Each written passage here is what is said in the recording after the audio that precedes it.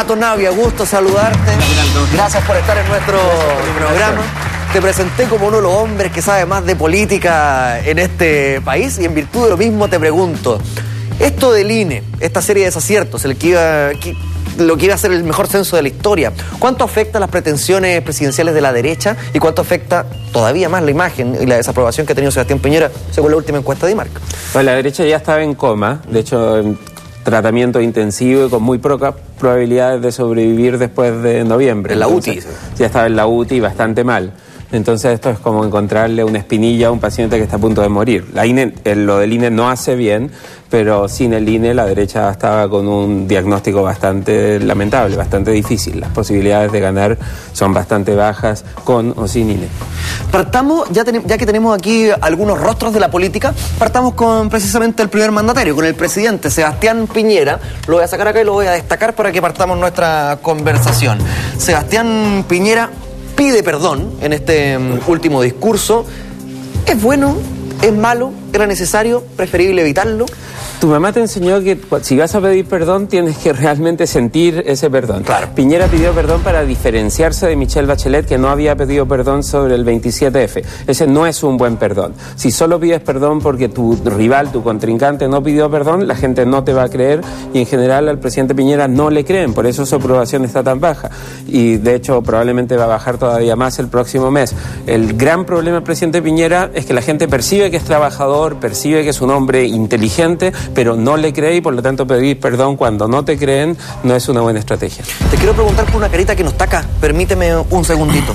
¿Qué es lo que podría pasar con la candidatura de Evelyn Matei si se establecen demasiados vínculos o links con el gobierno actual de Sebastián Piñera y toda la historia que ellos tienen en conjunto desde principios de los 90? Sí, por eso Evelyn Matei lo que quiere es alejar a Sebastián Piñera y aparecer ella más bien cerca de los nuevos líderes de recambio. Va a ser difícil, lo de Matei es muy difícil, pero es un poco como en el fútbol. O sea, si tu selección no funciona, si tu segunda selección tiene una depresión y encuentras a los reservas que estaban quedando en el camarín, es difícil poder ganar la elección. Evelyn Matei puede ser una candidata razonable, decente, pero no era la mejor candidata de la alianza, es la tercera opción que tenía la UDI y por lo tanto es muy difícil que vaya a ganar.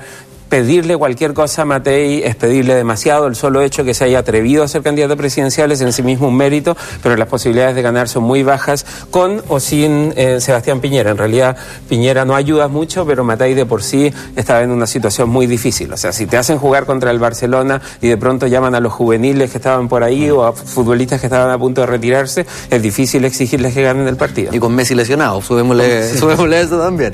¿Qué te parece? Voy a dejar un poco acá al lado el Presi. Este parangón, esta homologación que ha hecho cierta prensa con Evelyn Matei y Michelle Bachelet, hablando constantemente de las dos hijas de generales, las dos rubias de la política, las dos candidatas a la presidencia. Bueno, malo, desubicado. Pero tienen un origen similar, pero eso es como juntar a dos personas que partieron en rojo o partieron en calle 7 y después siguieron trayectorias muy distintas. O sea, el hecho de que sean las dos hijas de generales de la Fuerza Aérea no significa que tengan historias similares. Son historias muy, muy distintas, son personalidades muy distintas, son estilos de hacer política muy distintas. Matei es muy confrontacional, muy frontal, dice las cosas de frente. Bachelet es mucho más retraída, no dice las cosas de frente. A Matei no le molesta enfrentar a la gente y tener disenso. En cambio Bachelet no le gusta mucho el disenso, no le gusta pelearse, nunca se pelea en público. Entonces los estilos de vida, la forma de ver política es muy muy distinta. El hecho de haber tenido un origen similar es lo único que es. O sea, es el único punto de comparación. Aparte de eso no hay mucho. Pato, se ha instalado la idea de que es una contienda muy sabrosa esta entre Matei y Bachelet. Pero permíteme una reflexión paralela. Como bien decías tú, es la tercera alternativa de la UDI. No se buscó esta contienda. Si hubiese sido tan sabrosa como se pinta hoy día, hubiese sido la primera opción. ¿Es tan así? ¿Es una contienda llamativa? ¿O finalmente en noviembre tenemos un triunfo ya asegurado y con holgura?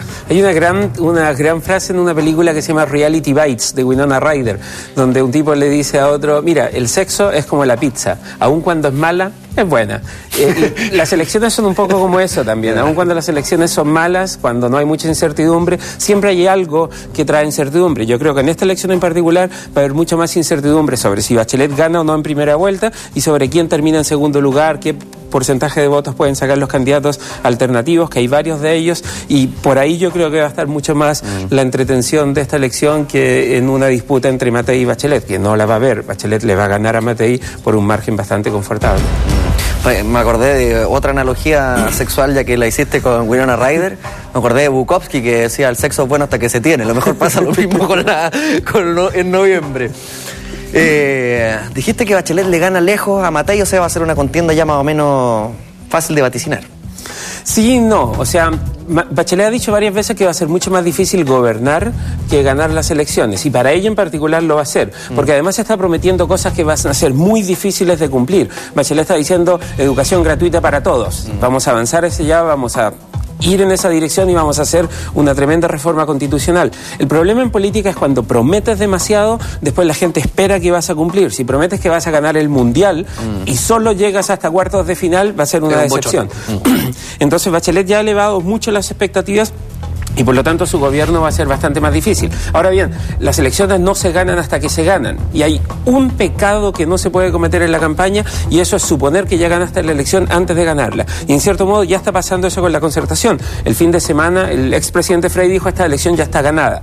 Decir ese tipo de cosas es mala porque ahuyentas a la gente dice: bueno, si ya se ganó la elección, no sigo trabajando, o peor aún, estos que se creen que ganaron la elección, pues no les doy mi voto, y eso puede afectarle negativamente a Bachelet. Sobre todo con la inscripción automática y el voto voluntario, donde la gente un montón de gente decir, que no claro. Oye, si seguimos lo que se conversa, lo que se habla, lo que se escribe, estaría el primer lugar de Bachelet, el segundo lugar de Matei, pero la pelea del tercer lugar también está muy sabrosa. Repito, esto en base a lo que se escribe. Marco Enrique Sominami, Franco Parisi. Te quiero hacer una pregunta antes que... ¿Qué te parece esta contienda? Antes de mi pregunta. Sí, yo creo que la contienda está más bien entre Matei, Parisi y Marco Enrique Sominami. O sea, Matei va a estar por debajo del 30, por lo que sabemos. No hay muchas encuestas, las encuestas son privadas, no están muy bien hechas, entonces tampoco sabemos quién va a votar. Entonces hay bastante más incertidumbre respecto a eso, pero yo creo que la disputa va a estar mucho más por quién llega segundo y cuál es la diferencia entre el segundo y el tercer lugar. ¿Tú crees que existe una eventualidad en que o Marco Enrique Sominami o Parisi queden en segundo lugar por sobre Matei? Pues yo creo que aquellos que no quieren que gane Bachelet debiesen votar por Marco Enrique Sominami o por Parisi, porque si llega a pasar Parisi o Marco Enrique Sominami a segunda vuelta, entonces toda la atención se aleja de Bachelet y se centra en esta sorpresa, en este candidato desde fuera que pasó a segunda vuelta, y por lo tanto, aunque Bachelet gana, el verdadero ganador es el que sale segundo en segunda vuelta. En cierto modo es como llegar al Mundial y la final del Mundial es Brasil contra Haití. Digo, la gran noticia va a ser Haití porque nadie esperaba que fuera a llegar hasta allá. Si Matei pasa a segunda vuelta contra Bachelet, gana de todos modos Bachelet. Si en cambio pasan Parisi o Marco Enrique Sominami, hay más posibilidades de que la atención, de hecho, se va a poner en ese candidato alternativo, y se va a producir muchos más cambios que si la segunda vuelta es entre Matei y Bachelet. Pato, ya que estás desordenando los números y jugando como un alquimista con estas encuestas, ¿qué pasa si Parisi queda por sobre Marco Enrique Sominami? ¿Qué pasa con el PRO? ¿Qué pasa con la carrera que ha hecho Marco Enrique Sominami durante todo este tiempo? Pues no pasa mucho. En las elecciones tienes que ganar o te tiene que ir relativamente bien, de lo contrario es un voto de castigo. Para Marco Enrique Sominami estas elecciones son muy importantes, es joven, tiene futuro, pero para tener futuro necesita sacar una buena votación. Si Parisi le gana a Marco Enrique Sominami, es una mala noticia para Marco Enrique Sominami, y de hecho su futuro político se ve bastante negro. El PRO es un conglomerado de gente que no piensa necesariamente lo mismo, entonces no tiene esta lógica de partido político. Hay mucho cacique local, entonces decir que el PRO es un partido con cohesión, en realidad no es así. Si el PRO llega a sacar algunos diputados, esos diputados se van a comportar mucho más como independientes que como militantes de un partido político en el Congreso. El PRO es en esencia el liderazgo de Marco Enrique Sominami, y si a él no le va bien, al PRO tampoco le va a ir bien. Le puede ir bien a algunos candidatos específicos que son populares porque son ellos, tipo Maricela Santibáñez y otros, pero no es porque sean del PRO. A Maricela Santibáñez no gana votos por ser del PRO, ella más bien trae votos al PRO porque es Maricela Santibáñez. Para ver si te entendí bien, si llega a quedar Parisi por sobre Marco Enrique Sominami, ¿esto sería fatal para su carrera política? En política, míralos acá, ¿no? En política hay gente que parece que... Sí, tienes razón, claro. Que hay fatalidades que no son tal. La fatalidad en política es algo que cuesta mucho. De hecho, en el 92, Evelyn Matei estaba desaparecida de la política con su escándalo. El propio Sebastián Piñera, en el Piñera Gay del 92, también desapareció de la política. Todos los que están aquí son perdedores. En algún momento lo fueron. Hace poco Goldman salió, el mismo Pablo Salaquet perdió la elección solo el año pasado frente a Carola Toa. Entonces, decir... murió su opción política futura es un poco excesivo, de hecho la evidencia de eso está acá, pero claramente no sería una buena noticia para Marco Enríquez si sale en cuarto lugar. Muy bien, quiero pasar a otro tema. Pasemos a la senatorial ahora. Por Santiago Poniente. Alamán Salaquet, ¿qué te parece esta contienda, esta batalla? ¿De partida quién gana? ¿A quién le ponís las fichas? Yo creo que va a ganar Salaquet. Salaquet, sí. ¿Ya?